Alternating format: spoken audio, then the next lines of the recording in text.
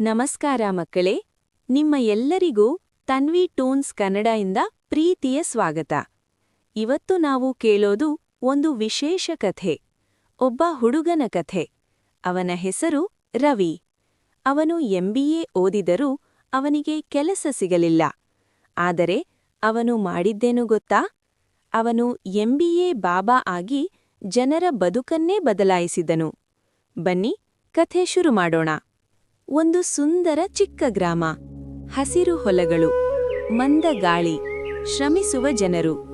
ಅಲ್ಲಿ ಒಬ್ಬ ಹುಡುಗ. ಅವನ ಹೆಸರು ರವಿ.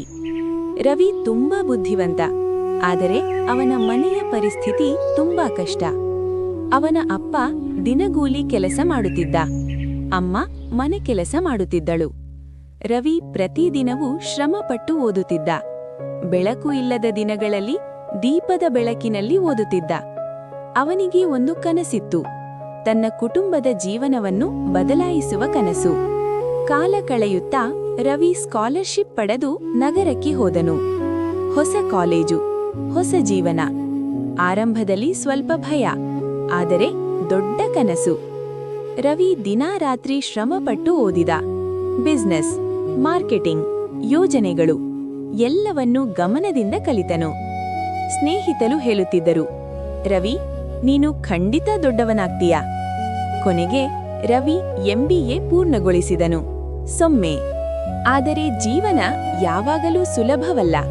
ರವಿ ಕೆಲಸಕ್ಕಾಗಿ ಪ್ರಯತ್ನ ಆರಂಭಿಸಿದನು. ಒಂದು ಸಂದರ್ಶನ, ಎರಡನೇ ಸಂದರ್ಶನ, ಮೂರನೇ ಸಂದರ್ಶನ. ಎಲ್ಲೆಡೆ ಒಂದೇ ಉತ್ತರ, ಕ್ಷಮಿಸಿ, ನಿಮಗೆ ಅನುಭವ ಇಲ್ಲ. ಈ ಮಾತು ಮತ್ತೆ ಮತ್ತೆ ಕೇಳಿ ರವಿ ತುಂಬಾ ದುಃಖಪಟ್ಟ. ನಾನು ಇಷ್ಟೆಲ್ಲ ಓದಿದರೂ ಕೆಲಸ ಯಾಕೆ ಸಿಗುತ್ತಿಲ್ಲ? ಅವನ ಮನಸ್ಸು ಮುರಿದು ಹೋಯಿತು. ಅವನು ಒಂಟಿಯಾಗಿ ಕೂತು ಯೋಚಿಸುತ್ತಿದ್ದ. ಒಂದು ದಿನ ರವಿ ತನ್ನ ಗ್ರಾಮಕ್ಕೆ ಹಿಂದಿರುಗಿದನು. ಅವನು ನೋಡಿದನು, ರೈತರು ನಷ್ಟದಲ್ಲಿ, ಅಂಗಡಿ ಮಾಲೀಕರು ಸಂಕಷ್ಟದಲ್ಲಿ, ಜನರು ಕಷ್ಟಪಟ್ಟು ಬದುಕುತ್ತಿದ್ದಾರೆ. ಆಗ ಅವನ ಮನಸ್ಸಿನಲ್ಲಿ ಒಂದು ಯೋಚನೆ ಬಂತು. ನಾನು ಕಲಿತದ್ದು ಇವರಿಗೆ ಉಪಯೋಗವಾಗಬಹುದಾ? ನನ್ನ ಜ್ಞಾನ ಇವರ ಜೀವನ ಬದಲಾಯಿಸಬಹುದಾ? ಮುಂದಿನ ದಿನ ರವಿ ಒಂದು ದೊಡ್ಡ ನಿರ್ಧಾರ ತೆಗೆದುಕೊಂಡನು. ಅವನು ಸರಳ ಬಟ್ಟೆ ಧರಿಸಿದನು, ಸಣ್ಣ ದಾಡಿ ಬೆಳೆಸಿದನು, ಮರದ ಕೆಳಗೆ ಕೂತು ಒಂದು ಫಲಕ ಹಾಕಿದನು. ಉಚಿತ ವ್ಯವಹಾರ ಸಲಹೆ, MBA ಬಾಬಾ. ಗ್ರಾಮದ ಜನರು ಆಶ್ಚರ್ಯಪಟ್ಟರು. ಇವನು ಯಾರು? ಆದರೆ ಕುತೂಹಲದಿಂದ ಅವನ ಬಳಿ ಬಂದರು. ಒಬ್ಬ ಅಂಗಡಿ ಮಾಲೀಕ ಬಂದನು. ಬಾಬಾ, ನನ್ನ ಅಂಗಡಿ ನಷ್ಟದಲ್ಲಿದೆ.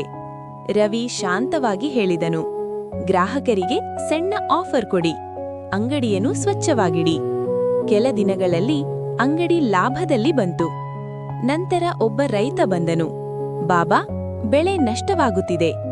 ರವಿ ಹೇಳಿದನು, ಮಾರುಕಟ್ಟೆ ಬೇಡಿಕೆ ನೋಡಿ ಬೆಳೆ ಬದಲಾಯಿಸಿ. ರೈತನಿಗೆ ಲಾಭ ಸಿಕ್ಕಿತು. ಹೀಗೆ ಹೆಚ್ಚು ಜನರು ಅವನ ಬಳಿ ಬರಲು ಶುರು ಮಾಡಿದರು. MBA ಬಾಬಾ ಹೆಸರು ಎಲ್ಲೆಡೆ ಹರಡಿತು. ಜನರು ಅವನನ್ನು ನಂಬಲು ಆರಂಭಿಸಿದರು. ಅವನ ಸಲಹೆಯಿಂದ ಎಲ್ಲರೂ ಯಶಸ್ವಿಯಾದರು. ಒಂದು ದಿನ ರವಿ ಸತ್ಯ ಹೇಳಲು ನಿರ್ಧರಿಸಿದನು. ಅವನು ಹೇಳಿದನು, ನಾನು ಬಾಬಾ ಅಲ್ಲ, ನಾನು ರವಿ, MBA ವಿದ್ಯಾರ್ಥಿ. ನನಗೆ ಕೆಲಸ ಸಿಗಲಿಲ್ಲ, ಆದರೆ ನನಗೆ ಜ್ಞಾನವಿದೆ. ಅದನ್ನು ನಿಮ್ಮ ಜೊತೆ ಹಂಚಿಕೊಳ್ಳಲು ನಾನಿದನ್ನು ಮಾಡಿದೆ. ಸ್ವಲ್ಪ ಸಮಯ ಮೌನ. ಆಮೇಲೆ ಜನರು ಚಪ್ಪಾಳ ತಟ್ಟಿದರು. ನೀನು ನಮಗೆ ದೇವರಂತೆ. ಮಾಧ್ಯಮಗಳೂ ಬಂದವು ಅವನ ಬಗ್ಗೆ ತಿಳಿದುಕೊಳ್ಳಲು. ಒಂದು ದೊಡ್ಡ ಕಂಪನಿಯ CEO ಬಂದನು. ಅವನು ಹೇಳಿದನು, ರವಿ, ನಮ್ಮ ಕಂಪನಿಗೆ ಸೇರಿ. ರವಿ ನಗುತ್ತಾ ಹೇಳಿದನು, ಮೊದಲು ನನ್ನ ಗ್ರಾಮ ಅಭಿವೃದ್ಧಿಯಾಗಬೇಕು. ರವಿ ತನ್ನ ಗ್ರಾಮದಲ್ಲಿ ತರಬೇತಿ ಕೇಂದ್ರ ಆರಂಭಿಸಿದನು. ಯುವಕರಿಗೆ ವ್ಯವಹಾರ ಕಲಿಸಿದನು. ರೈತರಿಗೆ ಸಹಾಯ ಮಾಡಿದನು. ಗ್ರಾಮ ಸಂಪೂರ್ಣವಾಗಿ ಬೆಳೆಯಿತು. ಅವನ ತಾಯಿ ಹೆಮ್ಮೆ ಪಟ್ಟಳು, ನನ್ನ ಮಗ ದೊಡ್ಡವನಾಗಿದ್ದಾನೆ. ರವಿ ನಗುತ್ತಾ ಹೇಳಿದನು, ಯಶಸ್ಸು ಅಂದರೆ ಹಣ ಅಲ್ಲ, ಇತರರಿಗೆ ಸಹಾಯ ಮಾಡುವುದು. ನಿಮ್ಮ ಜ್ಞಾನವನ್ನು ನಿಮ್ಮೊಳಗೆ ಮಾತ್ರ ಇಟ್ಟುಕೊಳ್ಳಬೇಡಿ.